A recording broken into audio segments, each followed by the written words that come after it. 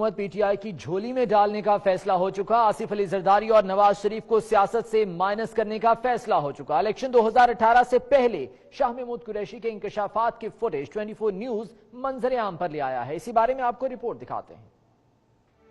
لیجئے، بلی تھیلے سے باہر آ ہی گئی۔ شاہ محمود قریشی نے الیکشن 2018 سے ذرا پہلے کہیں پی ٹی آئی کے حامیوں کے درمیان بیٹھ کر کہا تھا کہ آصف زرداری اور نواز شریف کو سیاست سے باہر کرنے کا فیصلہ ہو چکا ہے اور اب حکومت تحریک انصاف ہی کرے گی۔ مگر بہتر ہے آپ خود سنیں شاہ صاحب بزبان سرائے کی کیا فرما رہے ہیں۔ ملک کے اندر جڑے فیصلہ کن طاقتاں ہیں انہاں دا جڑے میں تاثرات سنتا یہ تو خدا سے ماں انہاں ذہن بنا کے دے تے دل تے لیکا پا کے دے نہ انہاں کو منظور ہے نواز شریف کے نہ انہاں کو قبول ہے زرداری۔